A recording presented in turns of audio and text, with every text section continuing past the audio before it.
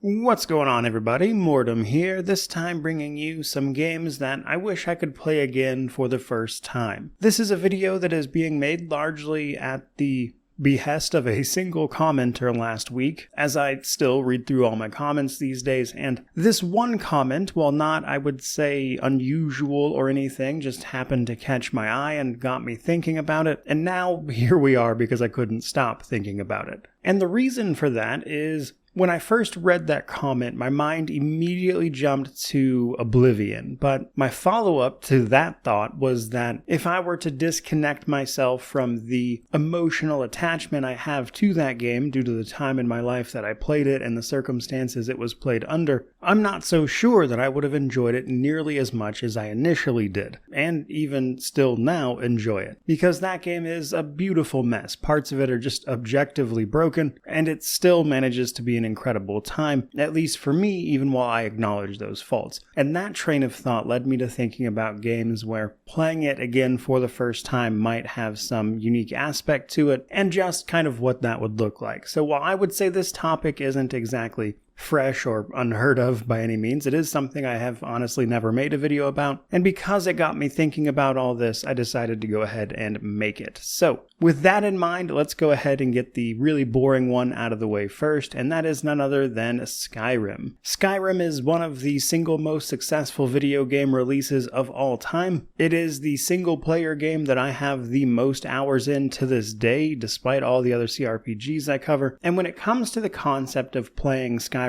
again for the first time, I guess what I really want to see there is if it would hold up now without all my preconceived notions of it, understanding of the significant updates and history that have went into it since launch. Discounting all of that, would that experience still hold up? And that's likely a question that I'm going to at least try to answer when I initially get around to reviewing this one finally, as I have not reviewed it for the channel. And what's a video game channel without a lengthy retrospective on games we've all already made up our minds about? But in this instance, I'm just curious how I would react to it if I were to play through it fresh in 2024 or 2025, I guess. We're close enough now. Because while I really do love Skyrim for what it is, it's one, I would say, often much discussed flaw is that it really has a bad habit of sort of just trying to rush you to the cool part all the time at the expense of really fleshing out individual objectives up to that point. And I don't know how much that would bother me if I were to play it these days. And because of that, I just kind of think it would be an interesting experience if it were possible for something like that to happen. But that does bring me to my second entry, and this would be none other than Prey. Prey is a fantastic game, and I think it is honestly in its best form when you play it through for the very first time, and that is because of the way it handles all of its reveals and knowledge-based systems.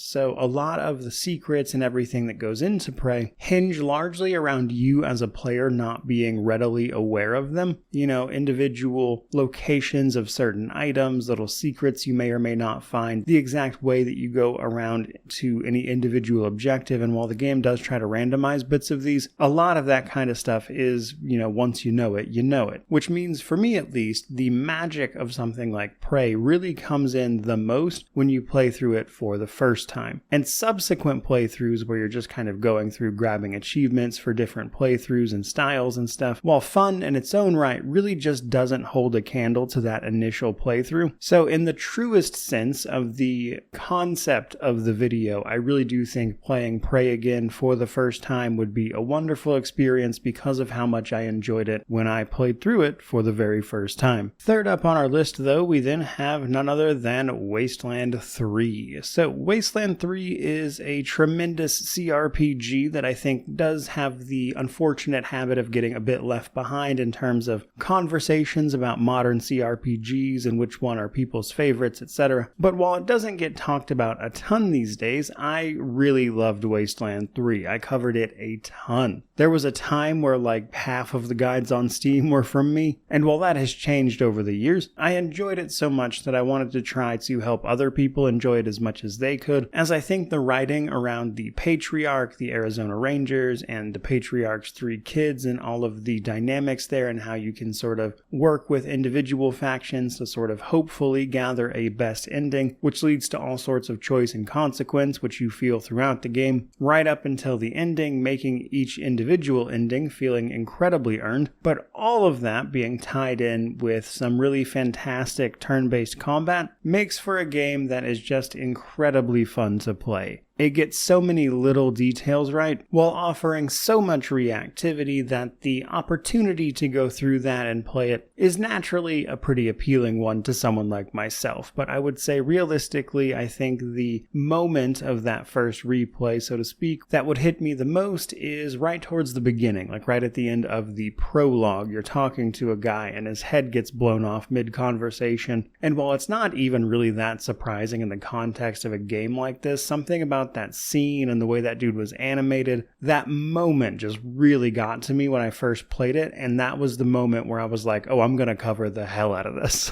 And then going on to then fight other bosses where it brings in music at like just the right time with these incredible like almost gospel-esque renditions of post-apocalypse stylized music makes for just an incredible experience. And given that I haven't played this one in quite some time, being able to play it for the first time again just sounds like a really enthralling experience to me at the very least. Now, second to last, we have another one that I imagine won't be too surprising to many by any means, and that is Elden Ring. So Elden Ring, everybody's most well-known Souls-like at this point, at the very least, is a pretty great game. I have some criticisms about it towards the end, but I had a blast with it, playing it through and reviewing it when it first launched. Now, when it comes to playing this game again for the first time, it also has a lot of, I would say, knowledge-based progress and things like that that can add to the experience in some pretty fun ways, but a lot of what I had in mind here was just how sort of opaque everything about the game was until several weeks after its launch. And that is the part I would want from playing this again for the first time, but I don't know if I could get it, especially these days. And that's because, for those who may have simply forgotten, for about 2 to 3 weeks after Elden Ring launched, it was very, very difficult to find a guide for anything about the game. Because of how large of a game it is, coupled with, I believe, a not exactly expansive review period before the game launched, means that there just really wasn't a lot of content ready for it on day one, and it took several weeks for that to sort of catch up. Meaning that when I played the game during that period, a lot of stuff you just had to figure out yourself. There really was no other option. And when you have a large game like Elden Ring that is chock full of secrets and things to be discovered, that is to say a gameplay loop that really leans heavily into you doing just that, exploring and learning all this stuff for yourself, made for a really great moment in time of just, the community trying to collectively solve these things, playing it through for myself. I was no-lifing this game when it launched, like 14 hours a day. And that experience is what I would want from playing it again, but, obviously all those guides and things exist now, so if I were to literally play it right now, I probably wouldn't get that experience, as opposed to sort of reliving that little, week to 2 week long period there, which I thought might make for an interesting anecdote for this one. But in our first place spot, we have none other than Divinity Original Sin 2. So Original Sin 2 is a game that started to give the channel direction. For a long time, I treated this as a hobby, just kind of doing whatever. And then, as many people know, with the launch of Pathfinder Wrath of the Righteous and all my coverage of that game, I was fortunate enough to be able to move into this full time. But that period in between those two things, we saw the launch of games like Divinity Original Sin 2 and Pillars of Eternity 2 Deadfire. And those are significant, but Original Sin 2 mostly because it launched at a tumultuous period in my own life where I was still working a salaried job like 70, 80 hours a week, not exactly feeling very fulfilled, and then I played Original Sin 2, and it was this wonderful experience that reminded me, oh yeah, I really enjoyed CRPGs, why did I ever stop playing this genre of games? And that led to me sort of rediscovering this interest that I had in the genre for a long time, which led to me just being super into Divinity there for a while, on top of the fact that the Original Sin 2 was just a great game, meant I had to know everything there was to know about Divinity, and then that led to all all the lore and stuff that I covered on the channel, which then kind of put me in a prime position to cover Wrath of the Righteous before moving into this full time. And while all of that is obviously an extremely difficult first time playthrough to recreate, all of that was possible just because Original Sin 2 was such a fascinating game. Discovering everything about things like the Magisters, Source, the potential to claim divine power in order to fight the Voidwoken was this really, really compelling experience, and that is helped along by the fact that Fort Joy, the first area of a game, was so incredibly tested and vetted via early access that there's just so many ways in and out of that individual area that really just blew me away, and I wound up spending an enormous amount of time just on the first island before you even move into the second act, and that great time led me to know that I needed to know everything about that series, which is exactly what I did. And all of that together really is why I think Original Sin 2 would just be such a tremendous game to replay again for the first time, which is as good a place as any to wrap up this particular video, so hopefully you got something out of that. I fully admit that this one was mostly just me going on a tangent based on a single comment I read that got me thinking about other stuff. So I appreciate you sticking with me for nostalgia's sake on this one, I would say. But with that exact thing in mind, if there's any games you'd love to play again for the first time, by all means drop them down below, or just, anything else you want to share about video games, I suppose, certainly feel free. Which of course means to like, comment, subscribe, all that YouTube jazz, but regardless of any of that, truly, just thank you so much for watching. I really do appreciate it. May you wander in wisdom and have an amazing day.